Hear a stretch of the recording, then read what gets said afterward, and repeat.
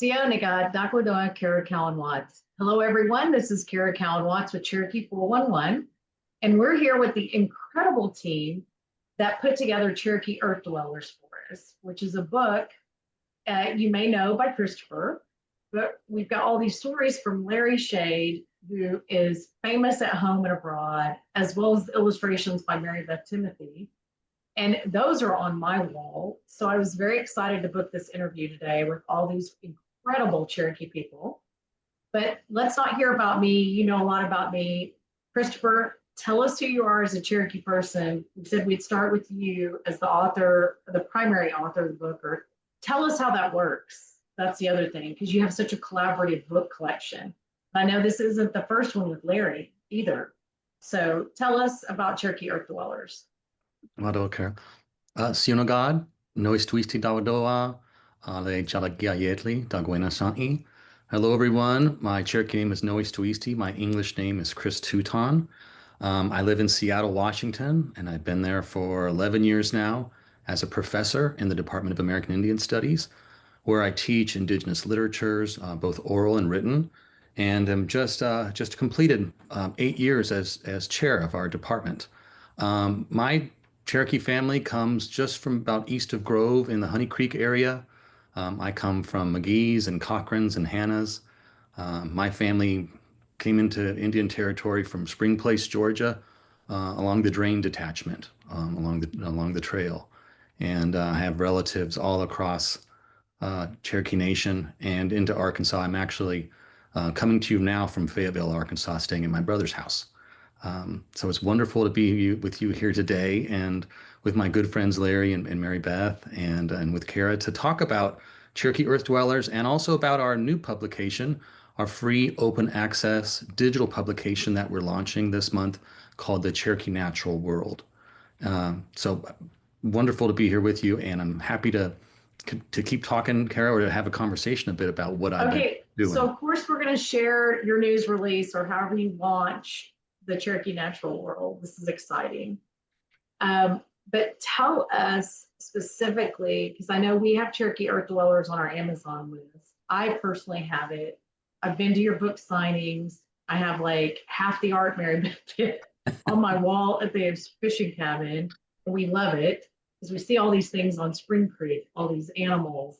That's right. Um, and I never get enough of Larry Shade and his stories or listening to his dad when his dad was alive. So tell us about why you, as an academic, as a Cherokee person, wrote this book. Why would people go pick up this book or buy this book off Amazon? Like, Oh, what are that's they great. getting? Yeah, it's a wonderful question. Well, I grew up, I'm a first generation college student and college graduate. And my goal, I grew up with stories. My grandmother told stories. My family were a family of storytellers. And I always loved language and story and literature. And so it led me to study literature. And, I was fortunate to just keep going in college. I got my bachelor's degree and I decided I wanted to keep on going and followed in my brother's footsteps. My brother Sean, who's a professor of Indigenous literature at University of Arkansas, he ended up here. And I went to graduate school and kind of went the academic route, wrote my first book about Native American literature. But my what really drew me were the stories of our nation, the stories of our people. And I wanted to do that work. I had the great fortune of meeting the late Sequoia Guess many years ago. And he and I just connected over story and language. And I tagged along with Sequoia and had a lot of fun with him. And in the process, met the Liars Club, the Turtle Island Liars Club, of whom Hastings Shade, the late Hastings Shade, was the senior elder of that group. So I got to hang around with the Liars Club and get to know them, the stories and teachings they shared. And after a time, it became obvious that maybe we should write a book together. And that book culminated in Cherokee Stories of the Turtle Island Liars Club, which we wrote together in 2012, all about Cherokee storytelling, both oral traditions that have come down through the generations and also those contemporary stories that we tell, and reflected on the power of storytelling for our people and what it means to us and how it continues.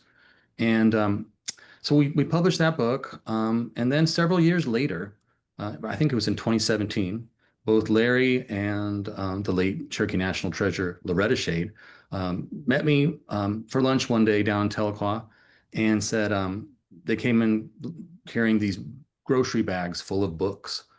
And these were books of Cherokee creature names that Hastings had compiled over many, many years, talking to other elders and knowledge keepers across our nation.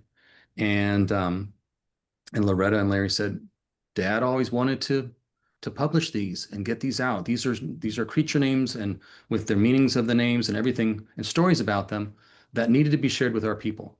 And he had for a long time worked on it, but never completed the project because he was always trying to find images that he could connect to show those creatures, not just have their names. And they presented the idea, maybe we could work together to publish this. So we started to reflect on it more and more. And at first we thought it'd be an encyclopedia, but then we realized, no, this is more than an encyclopedia. This is a Cherokee ecology in words. All these stories about all these animals, their creature names, and the stories about them describe our value system, describe what it means to be a human being in a Cherokee context. And so we decided to expand the project to talk to other elders and to get their feedback and to have contributors that were friends of the Shade family to reflect on these collections. And in the end, we published Cherokee Earth Dwellers. That culminated in that work, which has many contributions by a bunch of wonderful storytellers and knowledge keepers of our people. And so when we finished that project it came out 2 years ago, we we knew that there was more to do. And part of that was that we wanted this to be a real resource for language learners and for students of our culture who wanted to hear these stories. And we had an opportunity to work with a digital publisher called Raven Space, which is an imprint of the University of British Columbia Press. And Raven Space publishes works that arise out of Indigenous communities and do a kind of ethical publication in that context. So we started working with them about the idea of doing this publication. And fortunately, I had all the recordings that I have created over many years working with storytellers and elders. And so we had the grounding to actually present a multimedia rich version of the Cherokee Earth Dwellers. And so with their permissions of those folks, we started to put together a multimedia rich version of Cherokee Earth Dwellers, but with new material that both Larry and Mary Beth and I, all of us, recorded in Seattle, interviews with us. Other folks contributed things like Gina Guess, the widow of Sequoia Guess, agreed to include Sequoia's recorded stories. So we have Sequoia Guess's stories in this work. We have other contributions by Liars Club members, story by Chuji Kingfisher, by Wade, Ryan Mackey, wonderful contributions by all these folks. And so we're really excited to get it out there because it's free, it's open access, you can look at it on your phone. And perhaps the most amazing part of it is that the Cherokee linguist, Dr. Tom Belt, who retired recently from Western Carolina University after teaching many years of Cherokee there, agreed to contribute all the pronunciations for the publication. So over 600 Cherokee creature names are pronounced by Tom in the work. So once we launch this, a student of the language can just click on it and hear the pronunciation of the creature, which is just a wonderful contribution. And we hope it'll impact the work I know that we're all invested in with language revitalization and our continual cultural revitalization and perpetuation. Well, this is incredible. So, of course, I know about the book, but I didn't know about this, and cannot wait to hear Tom. He is entertainment. I adore him. I always like going back to Eastern Band and running into you.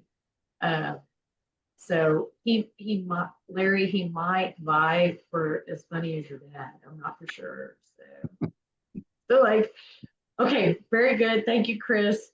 I know we may come back to you, but Larry, let's talk about your contribution to the book and what you want to share about the Turtle Island Liars Club, or what your particular favorite part of the book is, or what it was to make sure your dad's work was still alive in your own.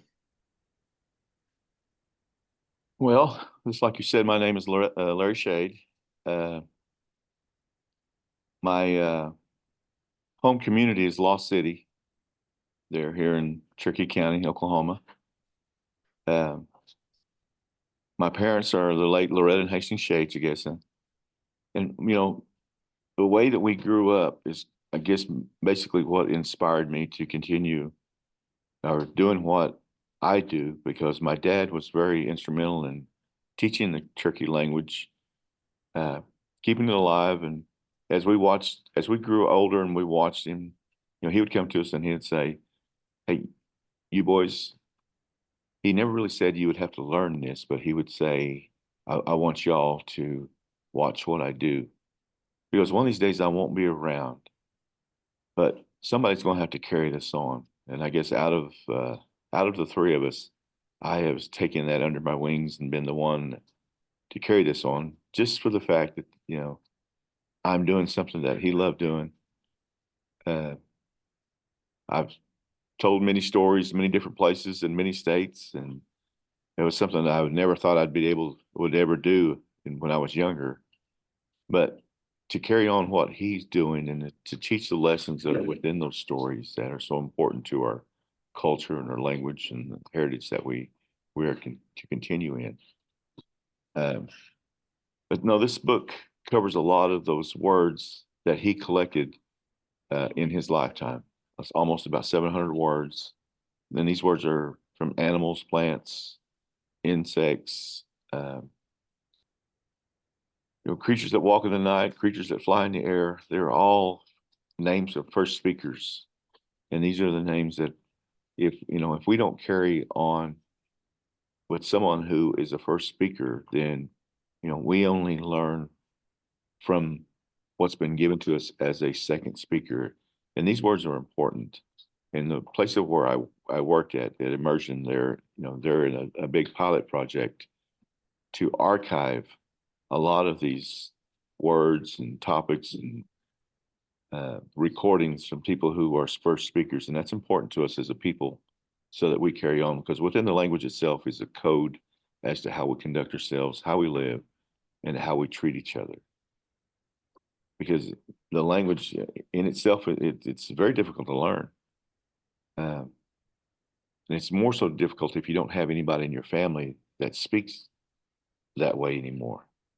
But the linguists that teach it tell us that if you don't have anyone that can teach you or that speaks in your family, it takes you about 4 to 5 years to learn. But if you have someone in there that can lead, guide, direct you, and the best part about it is that nobody gets on to you when you say a word. They only say, "Well, I think you say it this way." Nobody ever says, "No, that's wrong." You never hear that, because they're allowing you to develop your context, your tone, and how you present that. And that's something unique about how the elders teach it. But mom and dad were very instrumental in preserving this language. And how dad went around when I was really young, he would take a notepad with him, and he was constantly visiting these elders in different communities. And then he would write all the names of these creatures down. And so when he did that, we had all this publication, all these notepads, all of these sticky notes, legal pads, and they were just stacked piled and in that room. And he had started some publications of these books, and we wondered what could we do with it. Mom and I sat down one day and we collaborated that if we could somehow to get this presented to our people, the general Cherokee public, and just get it out and let them have this tool, so that in generations to come, that they can know what these words, how they were written, how they were, the sounds. And what we don't have is we don't have anybody who can duplicate or replicate those sounds from the first speakers, but with them being written out. And getting with Tom Belt out of there at North Carolina, of course, we tell everybody he's from North Carolina. He's actually from Rocky Ford, just a little ways north of us from where we are. I won't tell a whole lot of secrets, but he followed, as we all did sometime, he followed a girl to North Carolina and he got stuck there. So that's his claim to fame. But anyway, no. And we got with Chris, and Chris authored the Turtle Island Liars book. And there's a lot of interesting stories that these four people had, it was in their repertoire of storytelling. And then for Chris to put it into a written form so that many generations that can read was real important. And not just that, but a Cherokee way of life, how things are the way they were, but we don't do those things anymore. And if we don't preserve them in written text, or if nobody tells us about them anymore, then these things will probably go as we go, and to never be brought forth by anyone. So that was what was kind of important to us. And as Mom and I collaborated with what to do with this, and Chris and his talent and his skill was very instrumental. And not only that, but the illustrations in there by Mary Beth was very incredible. I know some of us can draw, but not like what she can do. And I was impressed. And because when Chris said, originally we had talked about taking photographs, and then we talked about the cost and the expense of it. And Chris, he said, let's try some artists. And we had talked to a few, and none of them seemed to pan out. But Mary Beth said, I can do this. And oh my, there's just some great illustrations in there by a very talented person. And my admiration for her is that she has a talent and a skill, and it's shown in that book through her artwork. So it's a good read. As I get to visit with some of the people in there that have read the book, some of them that don't speak Cherokee really enjoy the meaning of it and the context of it, and it brings out a curiosity for them to learn something that they should have. And then the people who do speak Cherokee, they talk about how good of a read it is, and also when they talk about the words that they see, some of them they had forgotten, so it jars a memory from a long time ago. And that's kind of what it still does to us. I know that Mom and Dad are gone. We can't go to them, but by what we're doing, maybe we can just get a little bit closer to them by what we do. Well, Larry, you guys are culture keepers. And my husband's wondering if I'm bringing a new gig home to Cherokee National Holiday, because I don't know where we're going to fit it. But I was like, yes. So, what? Well, I've got one. I've got one put back for you. Okay, perfect. Yes. Okay. Okay, so I may have to get more than one too. He doesn't know that. All right. So, what is your favorite animal to talk about in the book, Larry? Before we move to Mary Beth. I guess it's the favorite animal for me to talk about is the one that people seem to be that fear the most, and that's Uguku the owl, because there's such a stigma about the owl, about how taboo it is to talk about, how to have one in your area. But in the beginning, the owl was a messenger, and the message that I guess in the stories that he brings was, a lot of it was good, some were bad, as in life, but that's all the owl was. And as we see the owl bringing those messages to us in our communities, and some was about death. And then we have that stigma about that when we see the owl, we talk about the negative component of that owl. But that owl is such a great creature, very stealth in hunting, silent almost in flight, but just how smart that owl is. But that, and it's really one of my favorite creatures to talk about.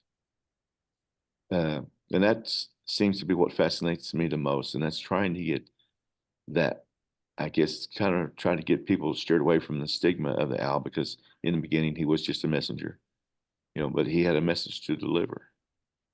Sometimes we frown upon, we look for the good and forget about the bad. When the bad shows up, it's the negativity that's behind it, but that's not what the owl is about. Well, I'm going to remember that before I pick up and call my medicine man next time, because they're out there.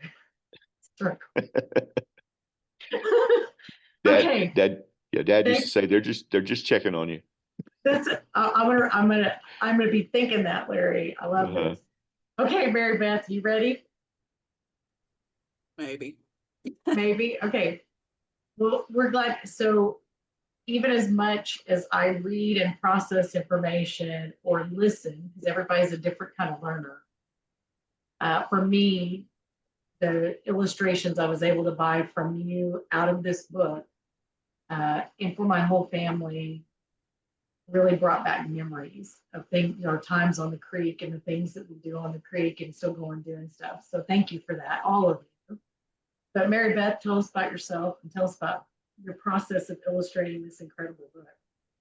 Okay, so I am from northeastern Oklahoma. I'm originally Pryor Creek, like a lot of us said.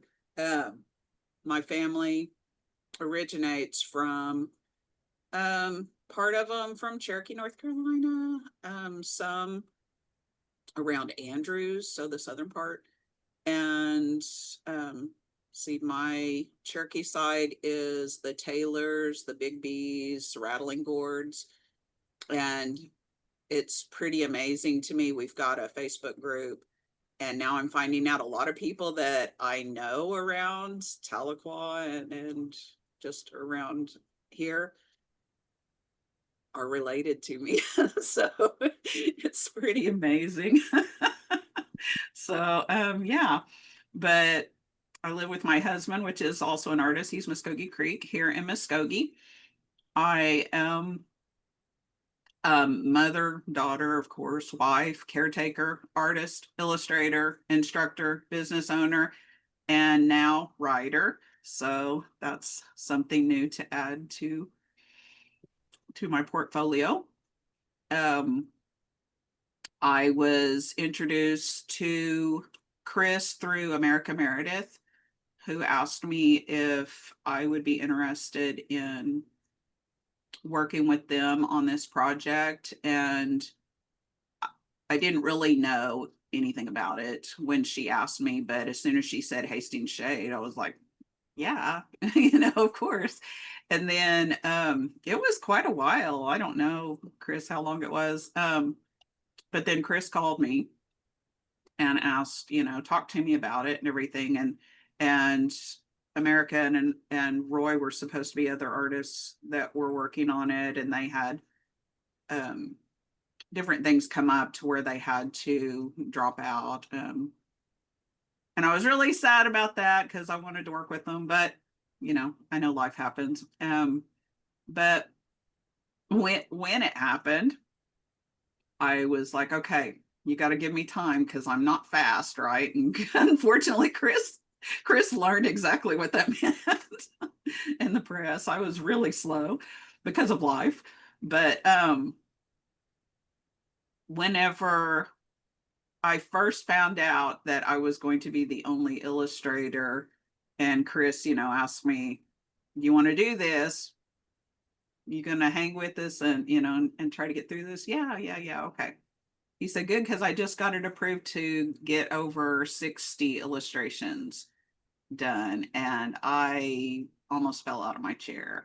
It scared me to death, but I was excited about it. It was one of those like multi feeling type thing, all these emotions, but yeah, I'm super glad that I stuck with it and I got them done, and that they had patience with me, and we got it all. I learned so much. I tell Chris this every time we have one of our talks, that doing the research to learn about the plants, because a lot of the plants would have a common name, right? And you would look it up and there'd be 4 or 5 different plants that had that same name.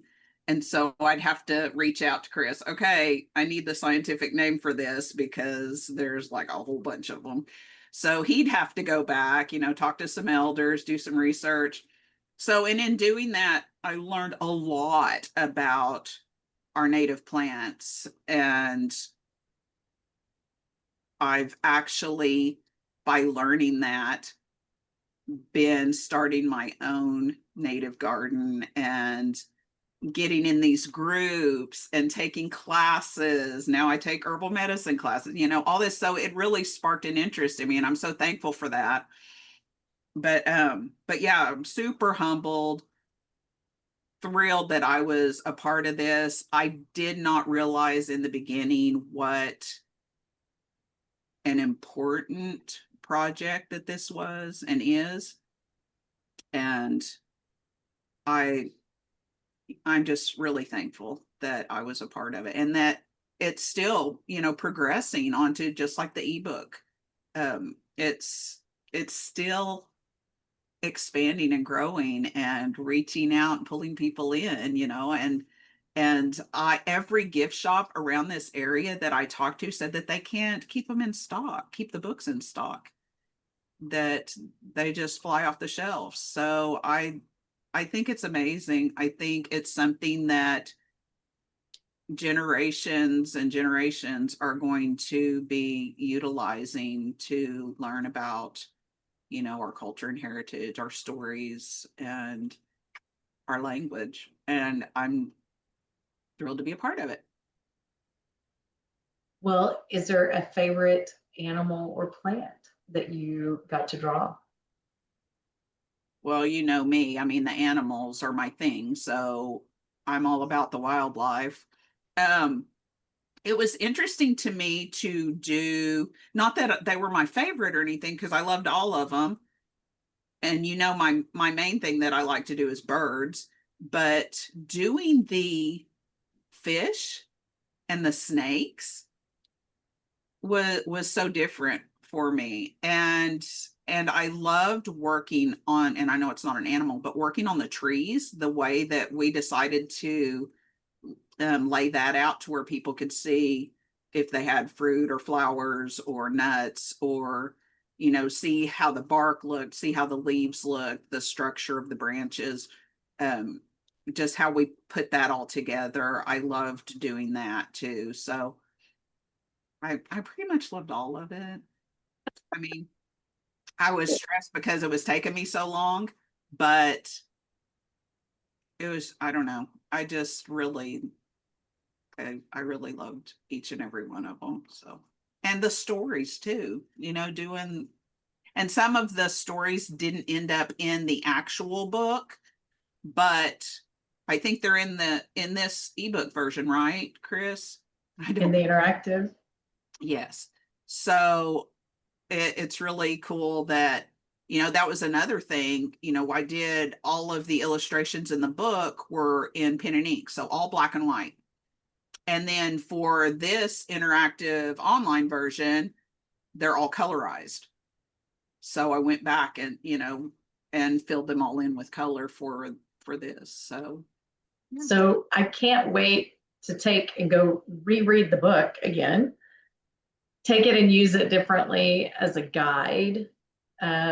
I know Mary Beth and I work in a community plant group for Cherokees. I can't remember if you guys are in it or not, but like we're out trying to figure out, things we don't know and things we do and share that amongst ourselves. And I really hear that's what this book is. And I don't think this is, to Larry's point, I don't think this is one generation or two. In our 100 years, I mean, you're going to be looking at like what we typically have looked at for the swimmer manuscripts and some of the other stuff. Or is it Mooney's book? Who is it that has the one?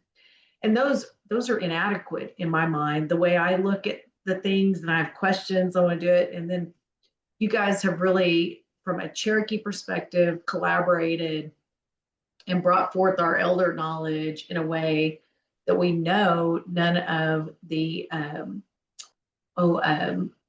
like the missionaries, like the Moravians, and all these people have written books about us, but not very often did we write a book about ourselves. And so you guys have taken us to where that knowledge of the Shade family and others are going to be moving forward with us. And this is just impressive. Like I've listened to you guys before, and I think I learned a lot today, and how this book got put together and is a blessing to all of us. And I'm still excited about the Tom Belt part on the next row. But to Larry's point, if you know Tom, then that's part of this excitement. And Tom's a character. I adore him. So, okay, we've shared a lot for our listeners to digest. Is there anything that the three of you want to make sure that our listeners, they need to go get the book, they need it in their hands, they need to thumb through it, they need to get that book and be ready for this online, digital, interactive next generation with add-ons, in my opinion, because they're, what people don't understand is when they get the book, they get Mary Beth's illustrations to go along with the words in the syllabary, the pronunciations, the stories that have been shared. So what is it that you haven't talked about that you want to share with our listeners to make sure that they engage with this knowledge? Well, I would just add that there's multiple ways to engage this work. And I've had folks say, I looked at it first just kind of like a resource, like even an almanac, and I'd flip around and find a story and read it, or read one of the entries for one of the creatures and, look at one of the stories there and just flipped around and I really enjoyed it that way. And then I read the print book front to back, and I had a totally different kind of experience with what it's trying to teach. And I'd encourage folks to take both approaches. Flip around if you don't have much time and you just want to read a story, read it. And as we always say, it's not the storyteller's job to tell you what the story means, right? But they are meaningful, and these stories have been passed down through the generations because they do carry a lot of meaning and a lot of teachings. And you can sit with that story and just kind of chew on it, let it find a place in your heart to live, and tell it. I know we all want this knowledge to be passed on. And so tell it to your kids, read the stories to your kids, read them to one another, share them. And by sharing that knowledge, it continues to live, because we're all just living conduits for this knowledge to pass through to future generations. So I'd like to see them engage it in different ways. Don't be intimidated by it if it feels kind of like it's a lot at first, because you can just dip in and out. And the same goes for the digital publication. You'll be able to, listen to a story by one of the knowledge keepers sharing, and think about it, or you can flip through it page by page. It's a little bit different than the print book because it's designed for a digital audience. And as we know, long form writing, that kind of thing, is not necessarily the cup of tea when you're on looking through a website. So there'll be some little smaller bite-sized chunks. And it's multimedia rich, which speaks to our, kids nowadays. I'm a professor and teacher, and I know they like to, they still read, but they like to have access to videos and audio as a source of knowledge as well. So we have to address people where they are, and I think that's part of the impetus for the digital publication, is to take folks where they are, and and it's free and open access too. So anyway, it's open to anyone. So those are just a little bit, I would say, but just to really, really soak in the teachings, because they are very meaningful. And as Loretta and Hastings and other folks have always said, this is what it means to be a human being, really. These are the teachings that share about what it meant to be a human being in a Cherokee context. And we need to know about the other creatures with which we share this living world. It's not optional.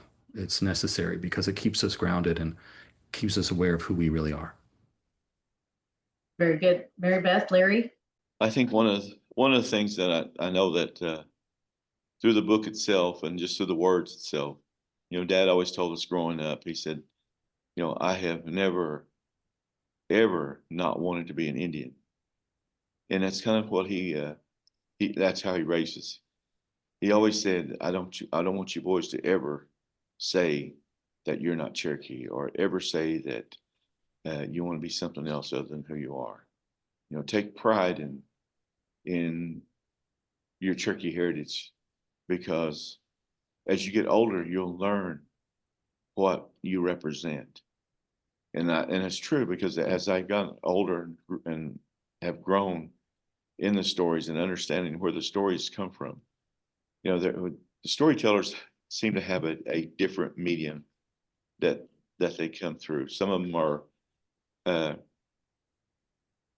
almost comedy-like. Some of them talk about the animals and how the animals became to be. But I think what I've got more involved in is the creation stories of how we have evolved, how things set in place, all the events that led up to what we do, what we do, or what we don't do, what we do anymore. And in lines to that, Dad always said, he said, you're going to see a lot of people go through and mimic some of the things the elders have done, because they'll talk about these things. But he said, one of the things that I don't know if we could ever release is some of the sayings that they did when they talked to a storm, or when they went out in the woods and they were looking for a certain medicine. He said, those things we may not ever be able to do, but as our elders did. And he said, that's what's important to me, is getting to these elders, because he said, I know the longevity of us is not a very long time. He said, and it's kind of a mission of mine to learn some of the things that my grandparents and my elders didn't teach me. But every family knows a lot of history, oral traditions, but he said not one person knows it all. But he said, you have to get out there and you have to search and research and visit these people. And it's just by watching him. And that's what he did. And, there wasn't a day that went by when we didn't go help somebody. And there wasn't a time during that time when he was finding somebody in the crowd or somebody in the community that was the elder of that community, because the elders or the family, a certain family was, they were the prominent people in that group.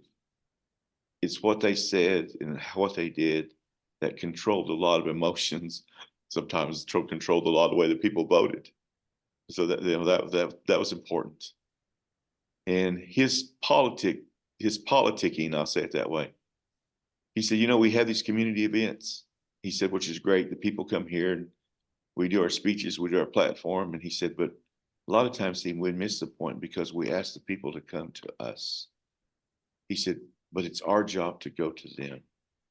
And before they, when he was in office, or before he got into office and we were running, he would say, we're going to Jay tonight. But he said, I'm going to Jay a couple of days before. He said, there's this family over there I need to go visit. And I wasn't sure, what he meant by that, but later on I did, because he was going and visiting with those prominent Cherokee families who had an influence in those communities, who understood the old ways and who wanted the preservation of those cultures that they represented, the history they represented, even the medicines that they have. So that's kind of where, a little bit about my dad and the language that was so important to him. And that's what this book has brought out, is their ideas, a way of life, the way they thought and the way they talked. And, I miss that component, because there was the questions that we had for him, he had a lot of answers, but sometimes when we asked the question, if he didn't have an answer, in a few days, he would have an answer. But those resources that he was going to, they're going away, and they're going away by the handfuls, day by day.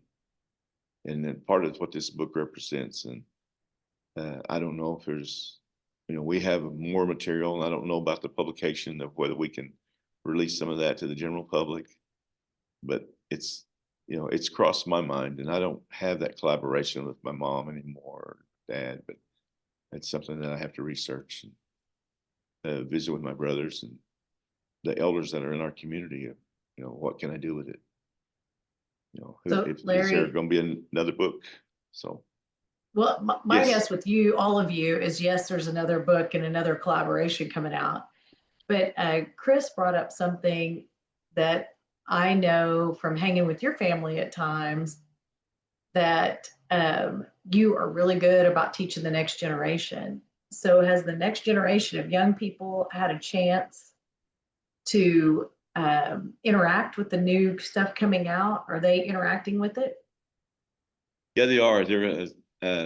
I've got to visit with a couple of schools who I have contacted, and they're using the book as education purpose in their Cherokee class or in their native study class or in their Indian history class or native history class, they're utilizing the book and they're utilizing the words and the stories and some of the events, the stories that pertain to those places. Because we tell them in stories, but it's really different if you can go visit those places and stand where these stories talk about, and it has more meaning. You know, I work with kids during the summer, and that's kind of what we do. In the process, before we go anywhere, we talk about these locations, and then we actually get to go to these locations, and it has more meaning. And I wish a lot more people had that ability to do that, because, you know, standing near a stockade back in North Carolina, where our people were rounded up and taken to these places, it's heartfelt. You know, to stand on the original trail and walk a little ways and see, you know, just see what's left over of the remnants of where that trail was and how embedded in the ground that it is, where thousands of people walked. It has meaning. It's heartfelt. And, you know, it gives you a different perspective as to what happened to our people. And, you know, we're a result of that. And that's kind of how mom and dad live their lives, to preserve these things, to preserve the language itself, because all of this goes together.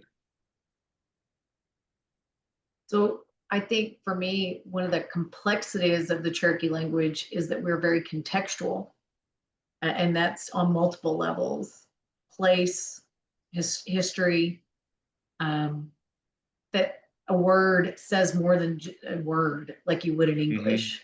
It's much more descriptive.